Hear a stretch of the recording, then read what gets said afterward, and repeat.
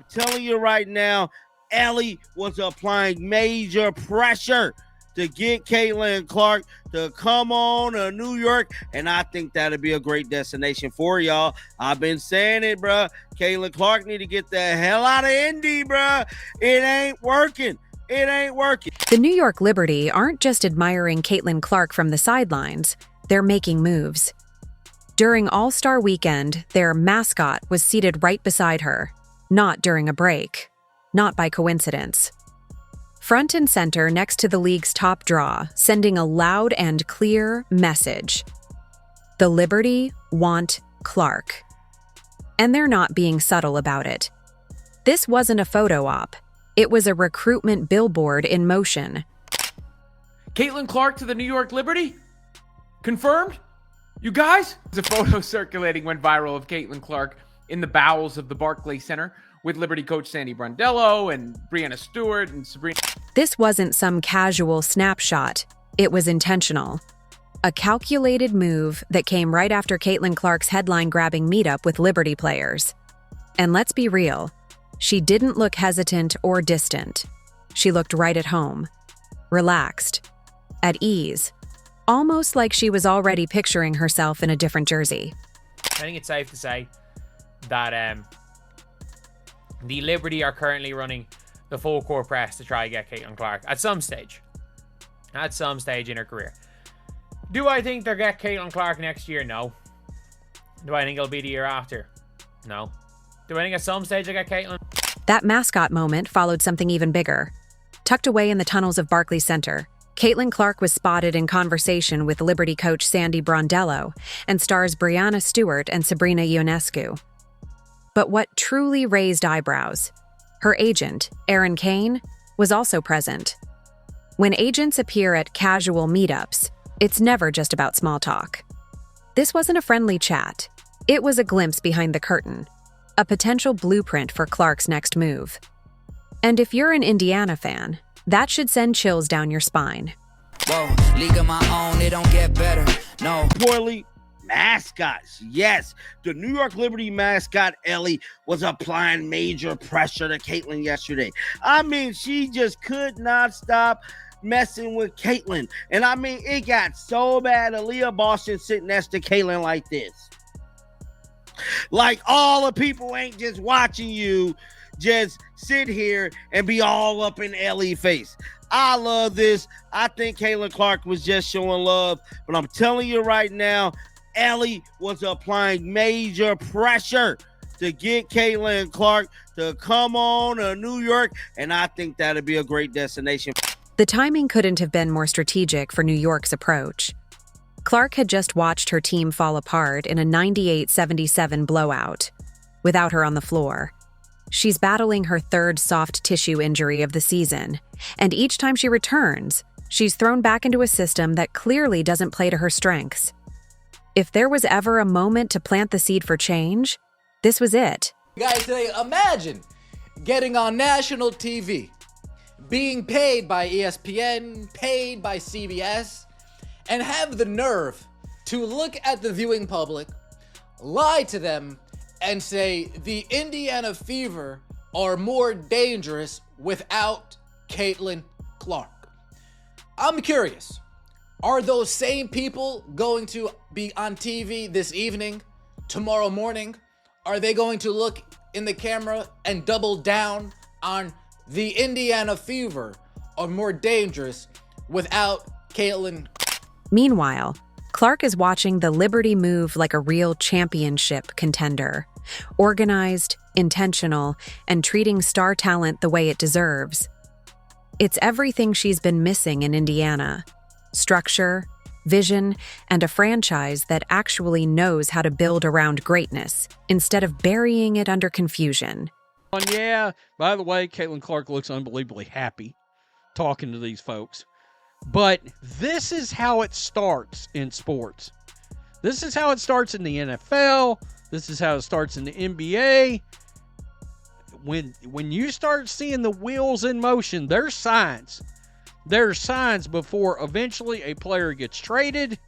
A player eventually marks their next destination.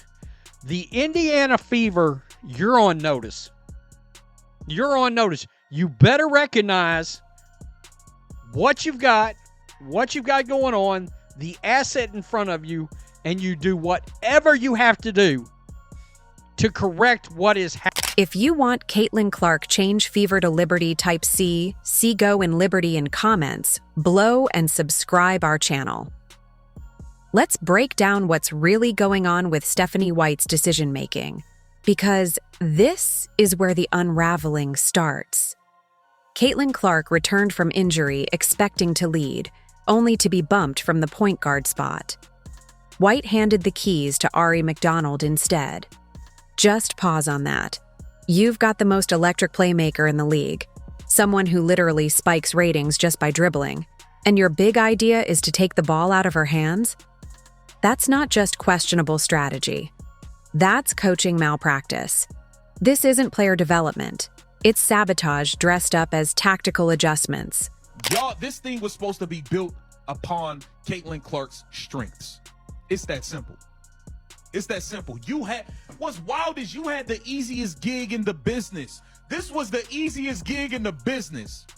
All you had to do was show up. Yo, what offense was y'all running last year? Y'all was scoring like 104, 108, sometimes in the 90s. Whoa.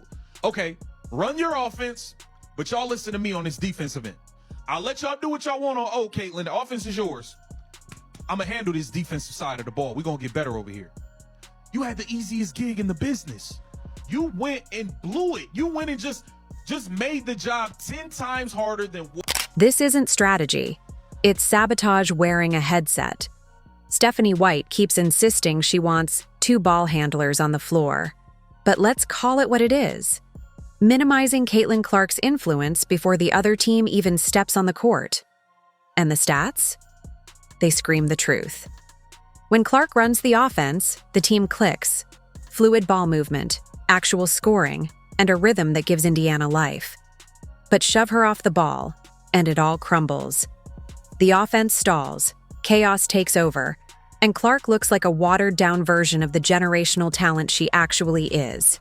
I thought we started really well. I thought we were competitive. I thought we played with energy in the first 5 minutes. And then, when they kind of went on their first run, it kind of deflated us a little bit, which I'm not really sure why. But the offense, I think, for us, it starts on defense. And we, struggled, scouting report-wise. We struggled personnel. We struggled to do what the coaches asked of us. And then, overall, we just played with more energy and effort, and, those are...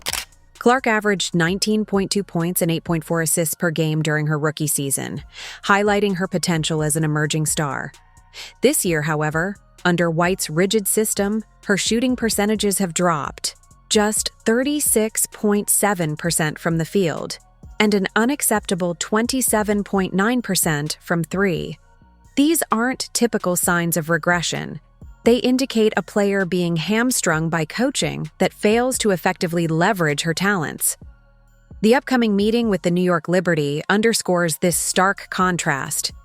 During that tunnel conversation, Clark didn't just see a more organized team, she observed coaches and teammates who understand how to build around exceptional players. The Liberty don't try to mold Sabrina Ionescu into a specific system. They craft their offense around her strengths. They don't shift Brianna Stewart out of her natural role to accommodate role players. Instead, they maximize their stars' abilities while concealing their weaknesses. Sandy Brondello has already praised Clark's talent. Can you imagine White offering similar admiration without immediately referencing 3 other players? The difference in organizational philosophy is obvious. It's a stark contrast. The Liberty treat their stars with respect and flexibility, fostering an environment that elevates top-tier talent. Meanwhile, Indiana appears to expect their best player to simply be grateful for the opportunity to perform within their rigid structure. One thing I like about the New York Liberty, they got a little run and gun in their offense. When I watched them the other day against the Aces, and Sandy does a wonderful job making that ball go. And it's fast-paced. They shoot threes. They allow Sabrina be Sabrina. She can shoot her threes. They're a very well-balanced team. They got a little inside, but they also got some outside too. and I can see why they won the championship. And I just hope that when Caitlin Clark feels and sees that, she goes, that's a good idea. The viewership numbers clearly highlight Clark's true value to the league. When she returned from injury against the Liberty, the game attracted 2.2 million viewers, peaking at 2.8 million, making it ESPN's third most watched WNBA game on ABC. Without Clark, Fever games see a 40% drop in viewership. In 2024, the league averaged 9,807 fans per game, yet Clark's games consistently sell out the 15,000-seat arenas. But here's the key point. Clark isn't destined to stay in Indiana forever. Her rookie contract runs through 2027, but 2028 marks the start of her free agency. First, organizational competence. The Liberty have a proven track record of building championship-caliber rosters and understanding how to develop teams around elite talent. They have cap space, $154,969 available, compared to Indiana's $111,931. More importantly, they possess the kind of supporting cast that Clark has never had, making them a compelling destination for her next chapter. WNBA last year was the first year in its 25-30-year existence that it was profitable. Made $1 million. But it was the first time that it didn't lose money because the NBA supplements. Well, when Caitlin Clark comes to town, you have to go from the 8,000-seat WNBA arena to the 30,000-seat whatever arena across town because of ticket sales and all of the apparel and all of this stuff that's coming from Caitlin Clark, and you're just like, okay, but the league is totally destroying her. They're trying to destroy her. Imagine Clark running pick and rolls with Brianna Stewart or finding Sabrina Ionescu open for three after drawing double teams. Think about the chaos when teams try to pressure Clark full court, with Jonquel Jones protecting the rim behind her. The Liberty don't just have talent, they have the right kind to maximize Clark's unique skills. They also bring something Indiana can't: a winning culture. The Liberty just secured their first franchise championship.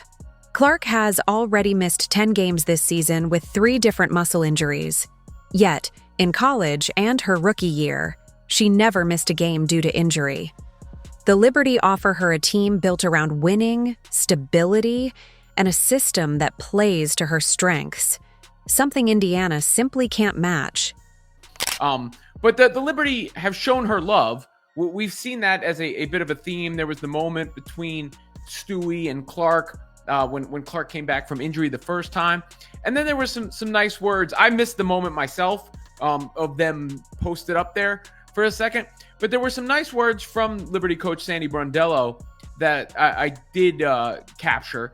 And I thought they were... The difference becomes even clearer when comparing how both teams manage their stars. When Ionescu struggled early in her career, the Liberty didn't move her off the ball. They built their system around her strengths, allowing her to develop into the player she is today.